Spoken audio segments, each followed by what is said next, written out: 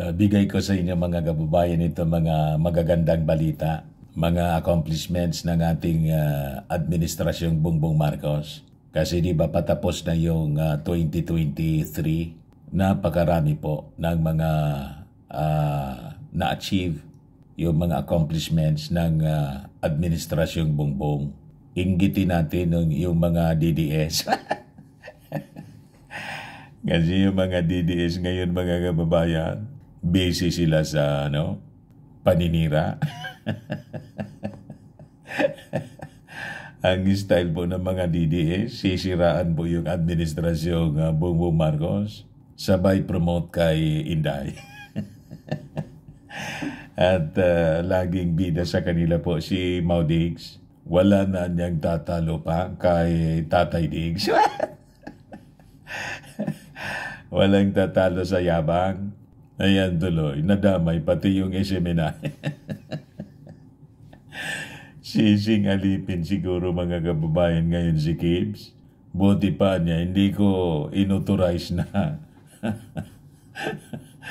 mag-guest sa programa. Hindi ko na sana niya binigyan ng programa itong si dating Pangulong Digong. Ayan na niya tuloy, na perwisyo yung di ba? Namimiligrong masara yung kanyang SMNI.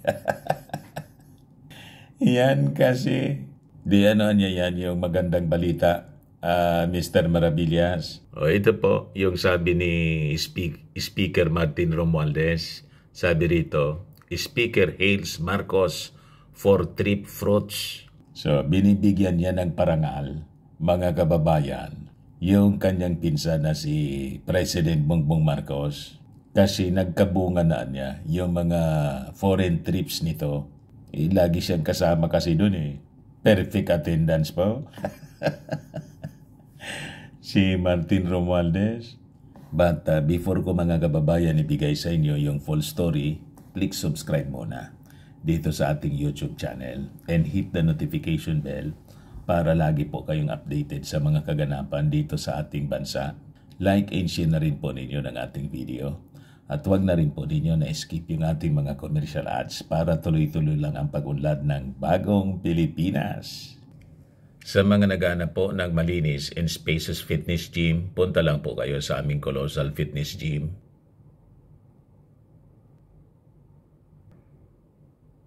We also offer Grab Car Rental with our brand new 2023 model ng Toyota Innova.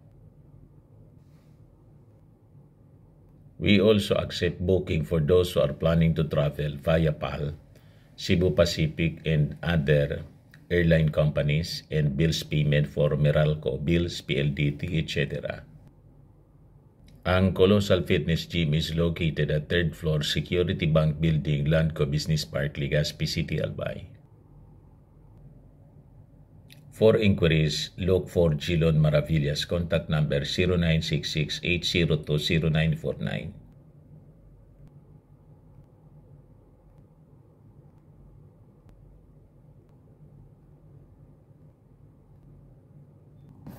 Ayos pa. Ayos na niya, Mr. Maravillas. O yan po mga kababayan, si Martin.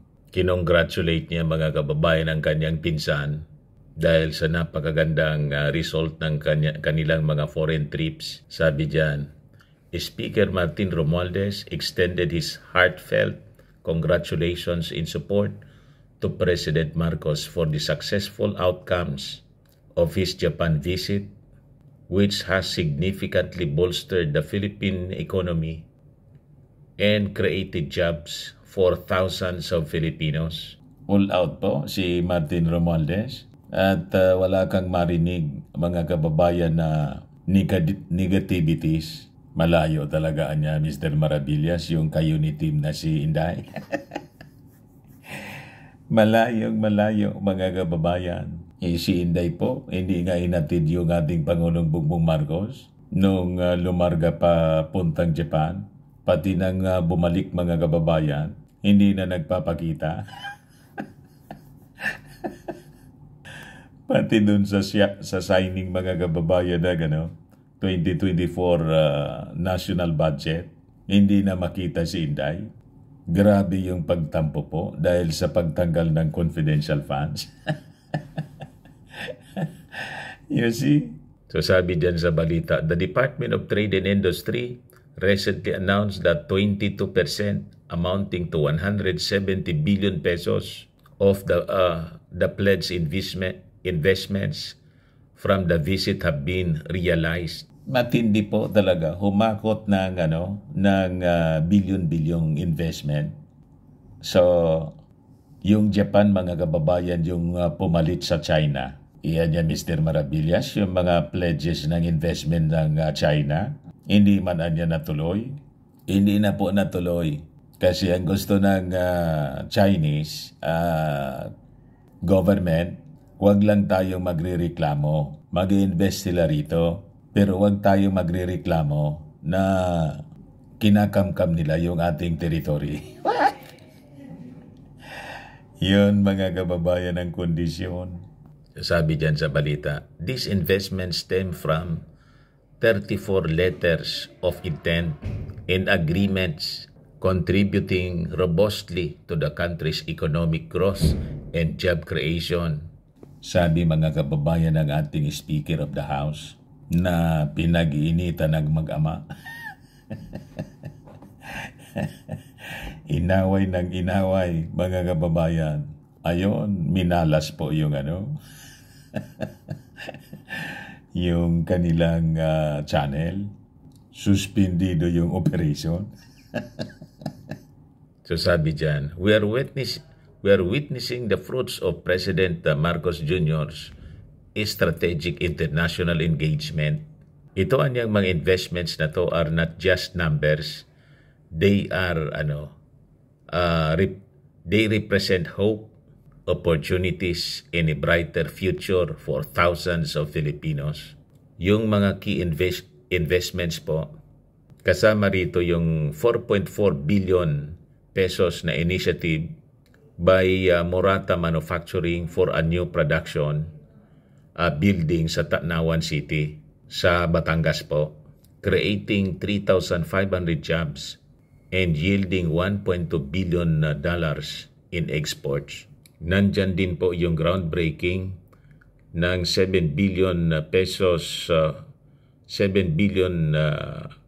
peso hotel, yung Hotel 101 project in partnership with Niseko and Double Dragon Corporation. It is expected to generate $126.7 million in sales revenue. So, laking tulong po sa ating economy at sa job creation para sa ating mga mamamayang Filipino. Malacanang also reported that the DTI business event during the President's participation dito sa ASEAN Japan Commemorative Summit sa Tokyo resulted in 14.5 billion pesos of indicated investments galing sa mga negosyo sa Japan. At sabi ng ating Pangulong Bongbong Marcos, yung commitment ng investments galing sa mga Japanese investors now nagtototal na po sa umaabot 771.6 billion pesos or about $14 billion na magbubukas po ng about 40,000 job opportunities sa ating mga kababayang Filipino. Kaya nga po, ito yung isa pang good news, yung jobless Filipinos po bumaba na to 7.9 million in September, sabi po sa survey ng SWS. Kita ninyo? So yung pakunti ng pakunti, yung mga walang trabaho sa ating mga mamamayang Filipino. Kaya pati yung poverty incidence sa ating bansa, unti-unti na rin pong bumaba. So kumukunti na yung mga nagugutom, yung mga mahihirap nating mga kababayan. Ayos pa? Ayos na ayos niya, Mr. Maravillas. Yun man lang po, mga kababayan, yung ating mga balita ngayon. At least good news habang papasalubong tayo sa Pasko. Ako po si Dante Maravillas. Merry Christmas po. Bye-bye.